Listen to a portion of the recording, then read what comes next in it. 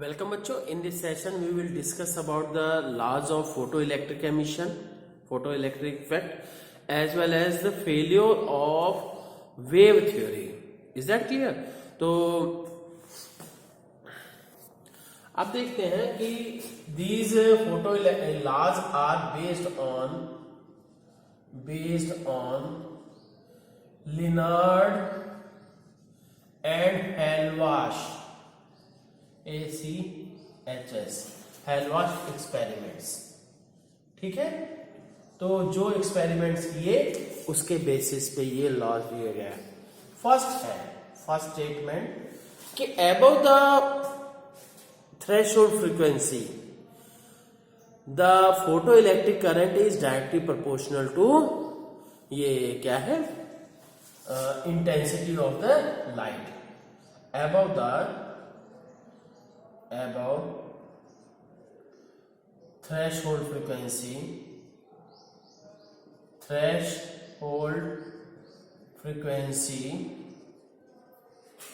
the photoelectric current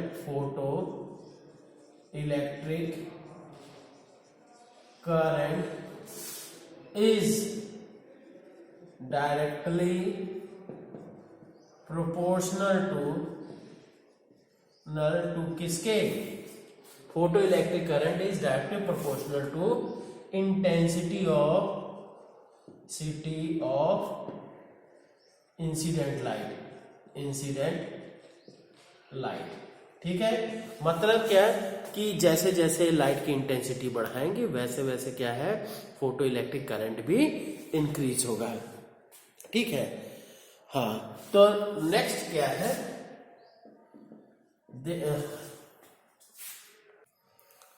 second है for a given photo sensitive material, किसी photo sensitive material के लिए the photoelectric emission is possible only above some certain frequency. That minimum frequency is called threshold frequency. For a given photosensitive material, there ये photoelectric emission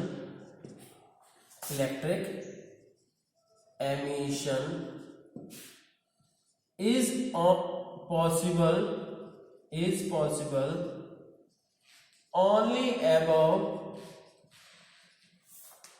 possible only above some specific frequency. Is possible only above some specific frequency of light. That minimum frequency of light required by the photosensitive material for photoelectric effect is called, ये क्या है, threshold frequency. That minimum frequency of light, that minimum frequency of light which is required by a material for photoelectric effect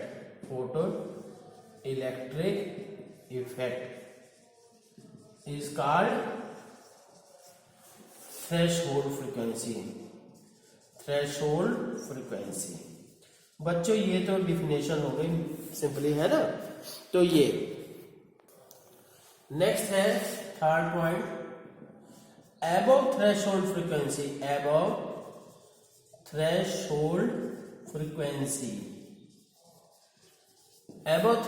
frequency the maximum kinetic energy of the photoelectron is directly proportional to the frequency of incident light. Above threshold frequency the, अभी बच्चों ये है कि अभी आप सभी जैसे हो सकता है लैंग्वेज की फॉर्म में है उतना क्लियर समझ में ना आए. अभी क्या इसके बाद जब ये आइंस्टीन का एक्सप्लेनेशन देखिएगा तो उसमें सीधे इक्वेशन के थ्रू दिया है तो आपको बिल्कुल आसानी से समझ में आ जाएगा, है ना. तो तब भी इसको समझने की कोशिश कीजिए, है ना. Above threshold frequency the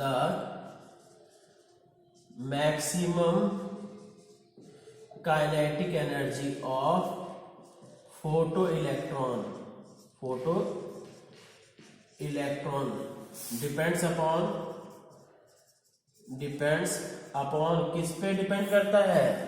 the maximum kinetic energy of photo electron depends upon frequency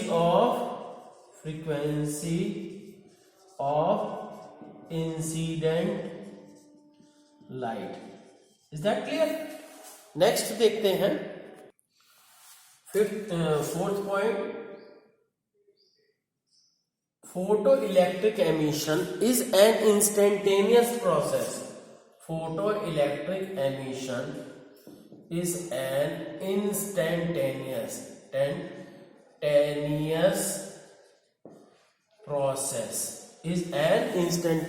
process which takes instantaneous process और टाइम लगभग क्या है 10 to the power -8 सेकेंड लगता है. ठीक है. This 10 to the power -8 is smallest unit of time and it is equals to one shake that is equals to 10 to the power -8 second and ये क्या है lowest unit of the minimum area, lowest unit या कहिए smallest unit of time. This is, ठीक है, ये ध्यान रखिएगा. अब बच्चों देखते हैं कि failure of classical wave theory. Classical wave theory किसने दी थी? ठीक है, हाइगन ने. ठीक है, तो वो क्या है, ये फेल कर गए to explain the photo electric effect. Photo electric effect को वो एक्सप्लेन करने में है. अब बच्चों देखते हैं कि by wave theory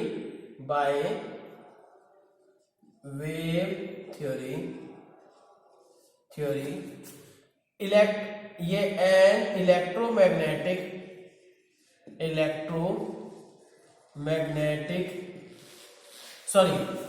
light is an electromagnetic wave.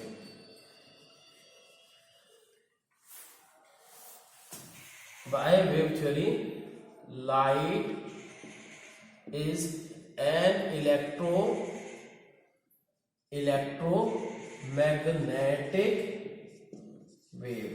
जो लाइट है इलेक्ट्रोमैग्नेटिक वेव है. और इस लाइट में क्या होता है, इन दिस क्या होगा जी, light is an electromagnetic wave. In this the electric and magnetic fields vibrate ये simultaneously as well as perpendicular to each other. ठीक है. In this electric and magnetic field vectors vibrate ये perpendicular to each other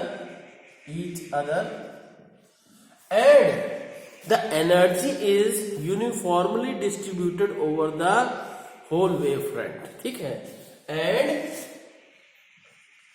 and ये क्या है, energy is is uniformly distributed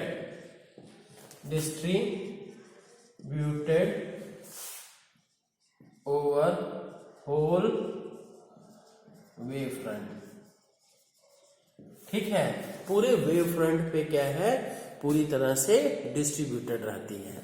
तो अब क्या है नतीजा कि अब पहला पॉइंट कि ये कॉन्ट्राडिक्शन कहां से आ रहा है। जैसे क्या है, लाइट वेव पड़ी किसी सरफेस के ऊपर इंसिडेंट हुई, और ये क्या है, light wave continuously will be absorb by the electron continuously, धीरे धीरे एब्जॉर्ब होगा। और जैसे, और नतीजा क्या है, इलेक्ट्रॉन की एनर्जी धीरे धीरे बढ़ेगी और इलेक्ट्रॉन इजेक्ट हो जाएगा। ठीक है, पर ऐसा तो होता नहीं है ना। तो होता क्या है कि जैसे ये फोटोन पड़ता तुरंत का तुरंत निकल जाता है, और वो भी 10⁻⁸ सेकेंड के टाइम में। जबकि वेव थ्योरी के अनुसार क्या होना चाहिए, धीरे धीरे लाइट को एब्जॉर्ब करेगा और उसकी एनर्जी बढ़ेगी और निकल जाएगा। ठीक है, तो क्या लिखेंगे इसमें, हाँ, when the wave front incidents over the surface के ऊपर इंसिडेंट होता है, then it will be continuously absorbed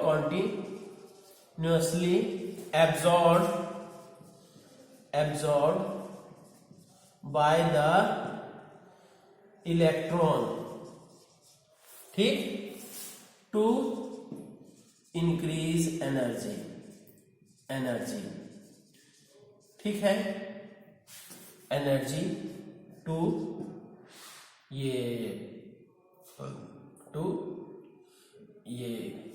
क्या कहेंगे, to escape from the surface, to escape from the surface से escape होने के लिए।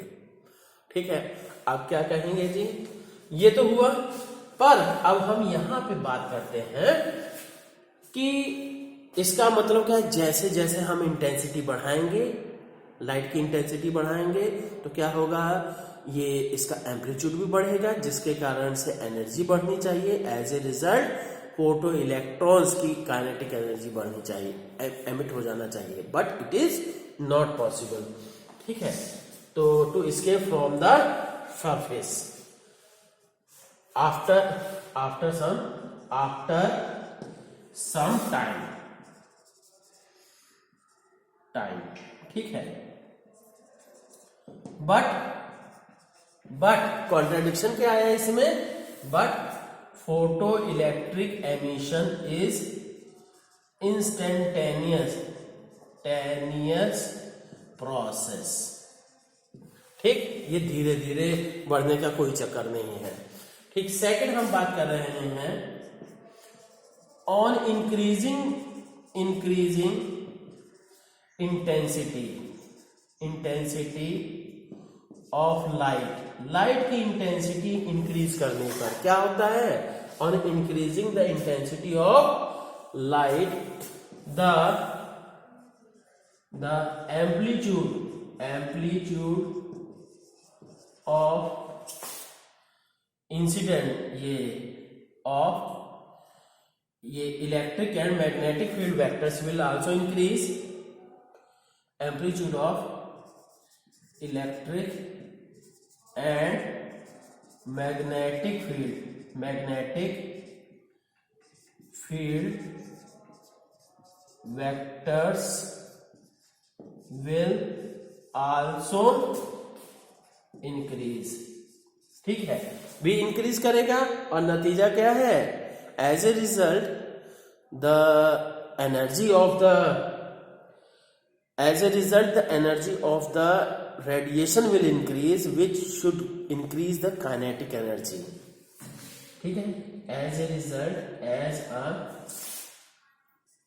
रिजल्ट क्या होगा जी, will also increase as a result energy of, किसकी एनर्जी, as a result energy of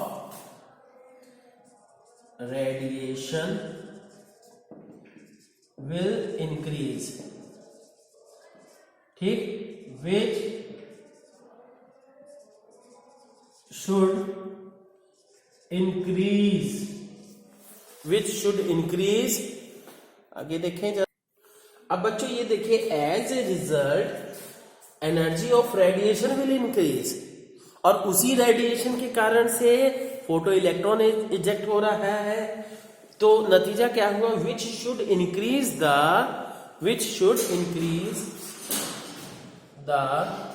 kinetic energy of photo electrons, but ये photo electric emission and kinetic energy of photo electrons is independent of intensity of light,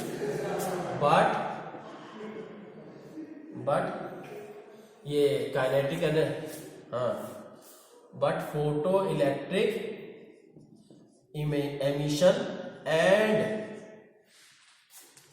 ये kinetic energy of photo electrons are independent of